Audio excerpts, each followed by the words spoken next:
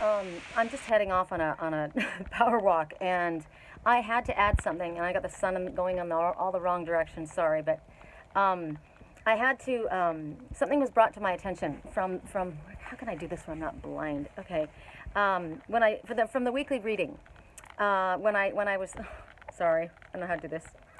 Um, there's a few things I need to talk about. I posted a video just now, doing that stupid thing. Maybe there's better. Okay. Um, I posted a video just now from another spiritual friend, and it's talking about the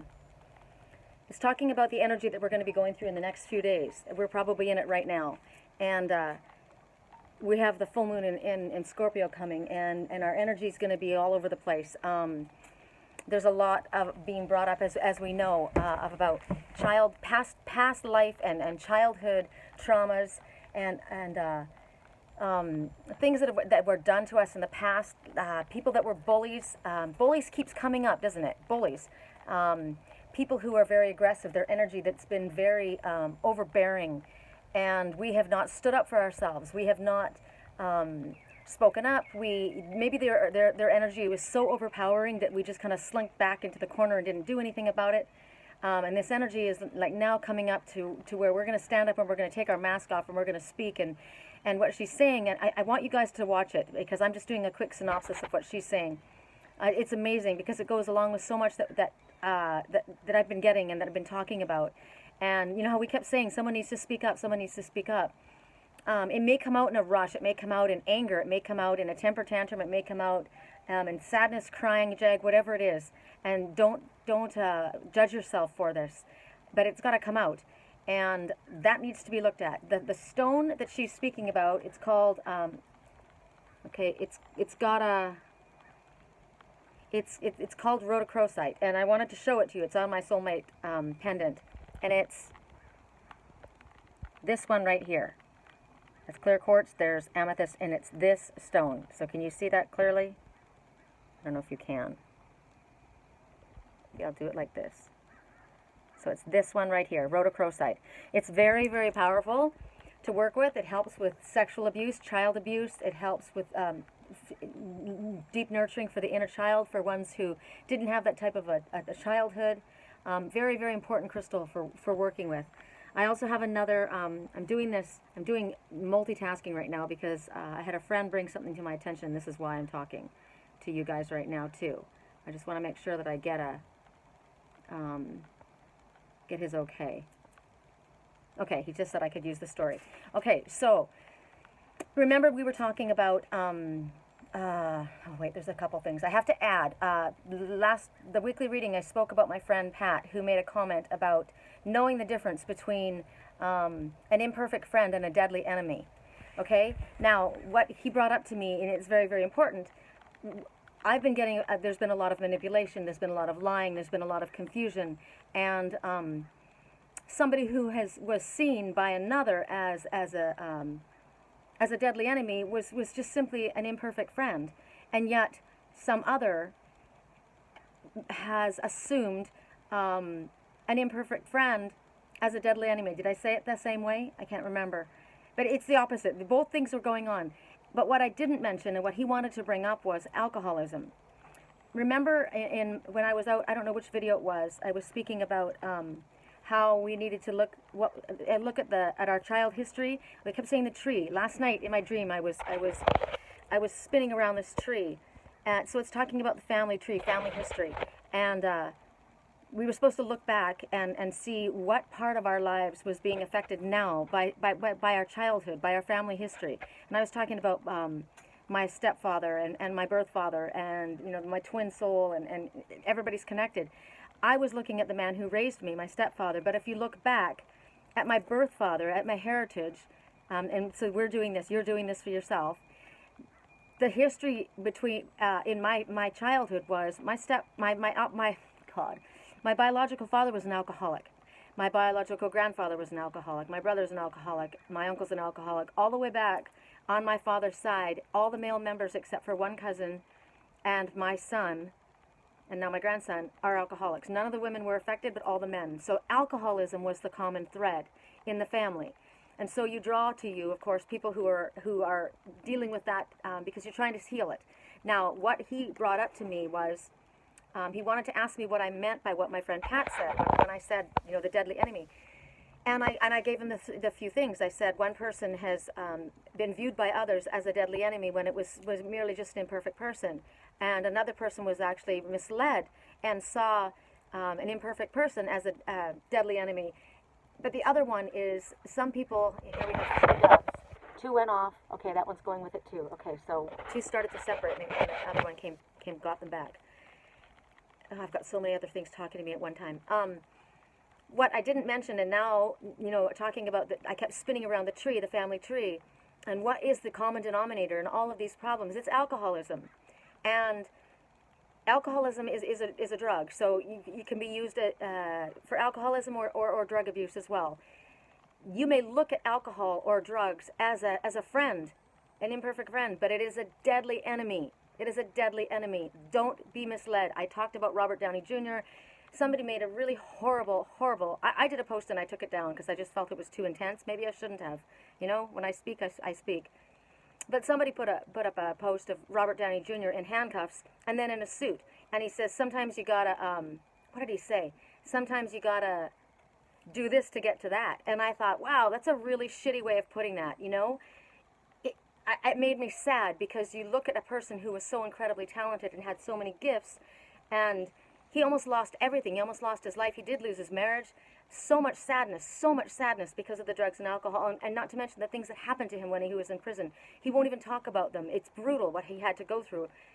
He woke up in pools of blood, and we know that what the other thing that happened to him. We don't even want to. God, it hurts my heart.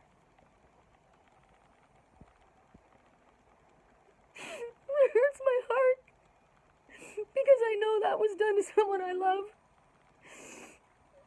and it's because they got into this place and that's where they ended up. Thank God he got out of it. Robert Downey Jr. got his life back together, and other people can as well. But what my friend is talking to me about is he said to me, I had to lie in court yesterday in order to avoid the felony charges. He says I had to admit that I knew everything that I had done, and he says, and I didn't remember. I was blacked out. I didn't remember. And I'm a very honest person, and he is a very honest person.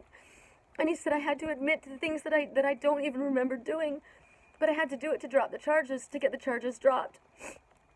And I said, I'm sorry that you had to do that because I saw that in my dreams. I saw someone that I love having to do the same thing, and I heard him say, I don't want to sign this, it makes me look like a criminal, and I didn't do anything. And yet he wasn't quite certain, but I saw everything in my dreams. I watched what happened, and what he was accused of, he didn't do, and what he took credit for, what he admitted to doing, he hadn't done. He hadn't done it. And my friend said, I'm not that kind of person. I wouldn't do something like that. And I don't believe he did do it either. But I can tell you my dreams are very accurate, and I saw what happened the night this person thought this went down, and he didn't do what he thought he did. And yet he admitted to it. And it caused so much grief and so much pain. And so my friend right now, he's just saying, please don't use my name. He's the sweetest person in the world. I'm sorry I always cry when you guys are here, but this is important. He just said, I wasn't going to mention anything, but I saw your truth post today, and it struck me because I didn't want to lie. My lawyers made me do it. And I said, I understand. He said, it just hurts because I've always taken such pride in being such an honest person, especially for an alcoholic. I never hid behind drinking. I did things I regret, and I would take down posts or apologize, but I wouldn't deny because I know what I had done. And in this case, I didn't even get to deny it. They could have made up anything about me, and I just had to agree to it because I needed to get on with my life. And so we kept getting the message about there's someone who's in need of a true friend, and there's gossip and lies about this person going around. Don't listen to the gossip. Don't believe everything you hear. Even when I've had another friend who had to admit to doing something, in order to get charges dropped. Yes, they got in trouble. Yes, they did something they shouldn't have done, but they didn't do what they were accused of. And when it happened a few years ago, this has happened now to 4 people I know, but when it happened, it was a very public case, very huge trial. It was horrible. And I was shown before it happened what really occurred. And Spirit said to me, you need to speak up. No one is going to be on their side. They're going to all turn against them. Their friends are going to disappear. You need to be on their side and speak up. And I did, and I took a backlash, and I don't care. And right now, somebody that I love has had something said about him, and and people have believed it, and he's felt ostracized, and he didn't know 100% certain what he had done. He just took the hit because basically, I heard in my head, he took a bullet because he had to just get on with his life, and it wasn't fair. And so I will tell you, I am the most loyal person, and I will stand behind my friends. And this is another one of my friends that this has had to happen to. So when you hear something, and even if charges are made, and even if the person has to admit it in court, don't believe everything that you hear, even if it's something, oh, well, they admitted it. It doesn't matter that they admitted it. A lot of times you have to admit to things in order to get your charges dropped. I got a DUI. I'll tell you this. I'm not even a drinker, but I got a DUI. I went out with my ex, and he was too drunk to drive, and I didn't want to go, and it was a bad deal, but I got the DUI. I'm not a drinker. I had to, my lawyer took care of it. I don't even know what my lawyer was doing, but he wrote some stuff down, and I didn't even see it until afterwards, and he admitted, or he said that I agreed to something that I didn't agree to. I didn't even know what he said, but he says, I just wanted to get you, less of a service or whatever, the sentence, whatever it was. But I said, I didn't do that. That's not that. I didn't do that. So it's basically the same situation over and over and over again. Yes, I got a DUI. Yes, that was like 7, 8 years ago. And I'm not embarrassed. I was embarrassed forever. I was mortified. And it cost me $10,000. And somebody found out and texted me as I was on my way home, you shouldn't be on the road. And, anybody who knows me, I'm not a drinker. I used to drink a little bit, party, but I am not a drinker. And I haven't had a drink, and I just don't. It's not my thing. I don't even like the taste of it. I'm telling you all this because I'm honest, and I don't care. But I did carry the shame for a long time. And I'm saying this now because this is going to help other people that are going through this. Apparently, my lawyer made a decision without even me understanding it, and he spoke to the district attorney and said, blah, blah, blah, and he says, well, don't worry about it. I got you less of a, I don't even know what it was. Oh, because I would have had to have done community service or something. So he admitted to something that was not true, and it was too late by the time, he says, just let it go, and I did let it go. But in the case of my friend, it's a big deal, and it hurts you when you are, I didn't have a felony charge. I didn't have anything like that. But if you're in a situation like that, it's pretty scary, and you don't want to go to jail, these people, and so they'll admit to something in order to get their sentence dropped. Now, this doesn't even have to be in a real, a courtroom situation. It could be just something that happened. Maybe you were an alcoholic, like my friend, and you don't remember a lot of the things that happen when you're drinking. You have like blackouts. You wake up in the morning and you're like, oh my God. You see something that looks really bad, you're not really sure what happened, and so everybody thinks it did happen. You could lose your job, you could lose a girlfriend, you could lose a wife or a husband, because everybody assumes that this is what this looks like. But sometimes things aren't, and I kept getting from Spirit, things are not as they appear. They are not as they look. He is innocent. He is innocent. And then I was shown, and as I went back through my dreams, I Spirit gives me They give me prompts to look at things, and so I go back into my dream journal because it goes back forever. And I reread, and I started getting all of these things popping up in my head. And what was coming up was what I originally saw. And I saw the situation, and now I'm able to piece together what it is because I've had so many other dreams that have linked it all together. And here this person who I loved thought that something had happened because they had been drinking and they blacked out. They didn't remember. They woke up and this situation was there and they thought this had occurred, and it didn't. It did not occur. So if you don't know what happened and I'm talking to you, it didn't happen. You didn't do what you thought you did. You didn't do what anybody accused you of. It didn't happen. I saw everything happen. So there it is again. No judging.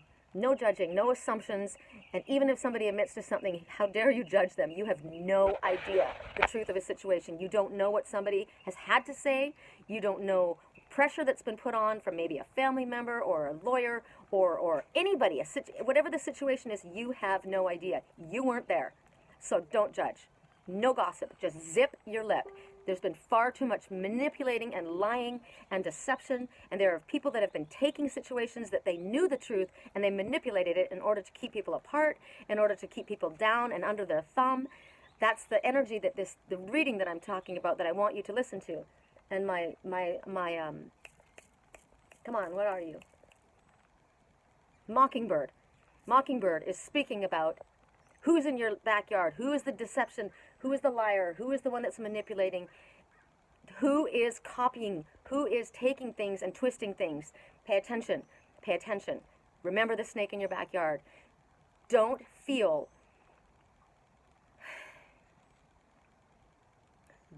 take on somebody else's shit.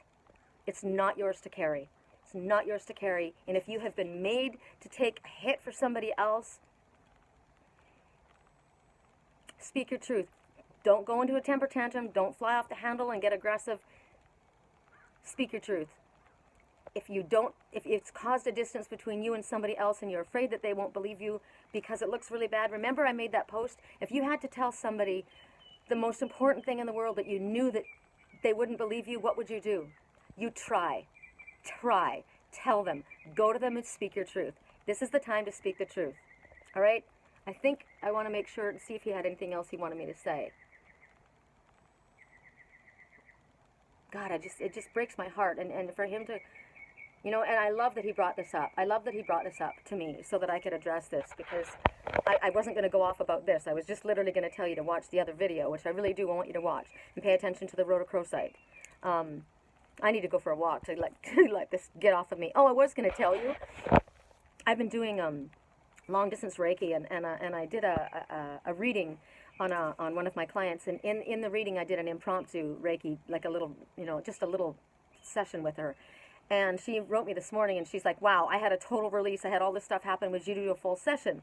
So I did a full session with her today, and I got to tell you, man, it is so powerful. The Reiki healing, long distance, you don't have to be here. It was so powerful. I still have Reiki flowing through my body. And it's probably why I'm emotional, because when you do Reiki, at the end of it, the person who's doing it, as well as the person who it's being done on, you can become very emotional, you can become very tired, you can become very sluggish, you can become kind of unsteady, you might feel a little bit nauseous.